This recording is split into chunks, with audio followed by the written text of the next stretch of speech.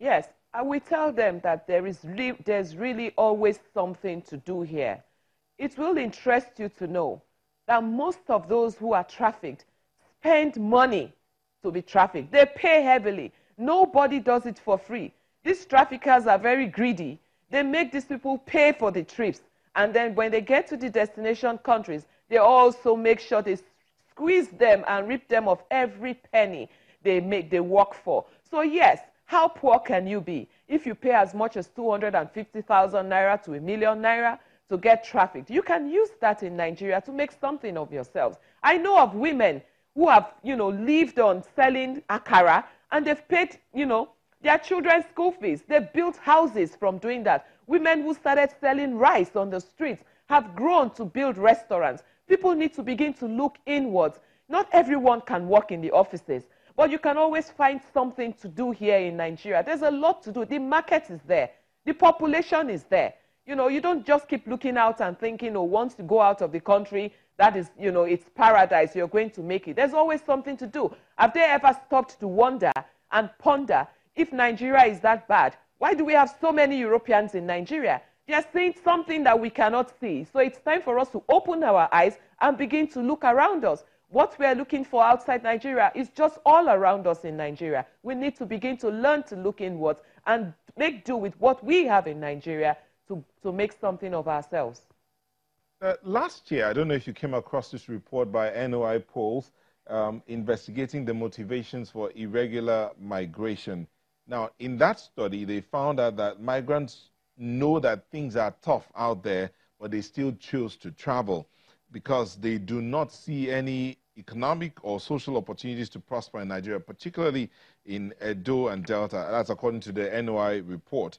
Now, but the other side of it is that some of those that have been brought back by your agency, when they were interviewed, some of them have said if they have the opportunity to travel again, they will do so. So in that kind of situation, is it that they're not hearing, or the situation they found themselves in earlier wasn't enough to deter them from wanting to go out there again? Well, I think such people need some kind of psychiatric evaluation. I mean, because if somebody has gone through so much trauma and they come back and say that they are ready to go through such trauma again, then I don't think such people are normal human beings. A lot of people walk on the streets looking normal, but if you look at it properly, they have some psychological problems. So I think they need some psychological evaluation, because what they go through there is something that no sane human being would want to go through. In Nigeria, they can attest to the fact that as bad as they claim that things are, they don't go through half, as much as they go through in the destination countries where they are brought back from. But mind you, in NAPTIP, we restrict ourselves to those victims of human trafficking and not just irregular migrants who are deported from various countries. But trust me, all those who were victims of trafficking have never, ever said that they ever want to go back to those destination countries. In fact, they are now our ambassadors, and everywhere we go for sensitization, they tell those who care to listen that they should never find themselves in a trafficking situation. Before we get back to what NAPTIP is doing as regards that, let's look at what can be done by the different agencies of government, or by government generally, to reduce irregular migration. Now, we were at a point in time in this country, we were used to people migrating from the rural areas to the urban areas because of want of a better life. But now it looks as if it's from the country out of the country. So what can be done?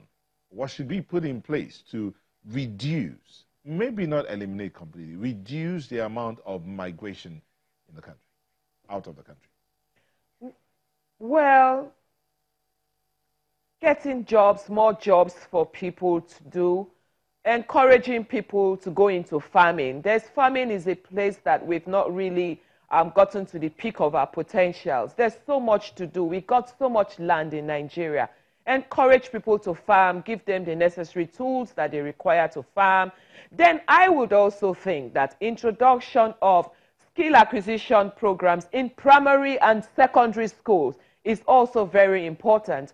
Reason being that not everyone would finish primary or secondary school. So in the event that anyone drops out from the primary or secondary school, they will have a skill with which they can work with. Not everyone will go to the university. So it's very important that we introduce skill acquisitions into the primary and secondary schools. Also encourage people to farm by giving them free farmlands and all the tools that require. The federal government has done a lot, a whole lot, in ensuring that they provide lots of jobs. We have the school feeding program. And if you look at the school feeding program, it's not just about feeding children. It's also about buying food from the farmers who farm the food, paying the cooks who cook the food, buying all the condiments from those petty traders who sell them, and so on. So the effect is huge. We also have the NPower program. We have so many programs. You know, these days youths don't read. They don't even know that there are opportunities for them in Nigeria. There's so many job opportunities for them being created by the federal government, and so many that they on their own can also, you know, create for themselves. But you know that some of these people who provide the food, who farm the food that's used for the school feeding program, some of them still have their children sent from the rural areas to the urban areas to go do one thing or the other. So that's the issue of internal trafficking within the country. So some of those children are moved from the rural communities in the name of going to help one auntie or one uncle or one relative or a total stranger sometimes for the hope that they will be able to go back to school. Is that also being looked at? And do you think these efforts by government are catering to that situation as well? Well, I would want to believe that if free education is given to all primary and secondary school students, if education is made free and compulsory, not just free, because yes, in some instances you have some form of free education, but if it's made free and compulsory to ensure that every child that should be in school is in school, and if such children are found wandering on the streets or working in homes of people, the parents will be arrested and you know, made to pay a fine. I mean, if things are done like this, I'm sure it will reduce it drastically. Like I said earlier on, everyone has a role to play, including you and I. How am I sure you don't even have an underage girl in your house as well, working as your housemaid? A lot of people have underage children working for them as their housemates. So if every one of us can stop that evil practice and make sure that children like this go back to school, you don't need to have children living and working as your slaves before you can help them. You can leave them in the homes of their parents and pay the school fees for them. That's my point. Okay. Now that there's going to be greater cooperation between NAPTIP and the Immigration Services and the Nigeria Police, because we hear that the IGP has pledged greater support for NAPTIP, what kind of progress do we see as far as NAPTIP operations are concerned? Well, I'm very happy with the support of the IGP. We now see more progress in terms of joint operations between the police and NAPTIP. Previously, we've had a lot of cases of interagency rivalry between NAPTIP and other agencies. We've had cases where other agencies arrest traffickers and they don't hand them over. They don't refer them to NAPTIP. You know, they want to parade them on TV to show that they are working. And at the end of the day, it dies a natural death. So, I mean, with the support of the IGP, with the support of the Comptroller General of Immigration Services, we now see NAPTIP working closely with all these other law enforcement agencies in terms of joint operations, joint investigations, and making sure that cases belonging to NAPTIP are referred to NAPTIP promptly. Let's look at that move by NAPTIP in January, for instance, to rescue about 20,000 young girls from Mali. How far has that gone? Yes, we're working with the Malian embassy in Mali, the Nigerian embassy in Mali. We're working with IOM as well. So right now we're in the process of profiling. Not everyone wants to come back to Nigeria. So we are restricting our services to those who are desirous of coming back to Nigeria. And as soon as we comply with all the processes, that we need to comply with the Malian authorities, we will bring them back. Why are some of them not willing to come back? Well, some of them are ashamed because of their condition. Some of them are pregnant. Some of them actually left home without telling their parents, and so they are so scared to come back to face their parents. And some of them are asking the question, when I come back to Nigeria, are you going to guarantee me something to do? And I said, yes. And some of them said, okay, we'll hang out a little while and see what happens. Most of them who don't want to come back are those who worked for the madams, if you know what I mean by worked for the madams, as prostitutes, and were made to pay back 2 million naira to these madams. And they don't have any self-worth any longer. And they look at themselves and say to me, I've worked with my body, you know, without protection, and I've paid as much as 2 million naira. I want to use this same body to work again and get money so that when I go back to Nigeria, I'll do something with it. That's what they think in their heads. So what's the deadline to have those that are willing to come back return home? Is there a deadline?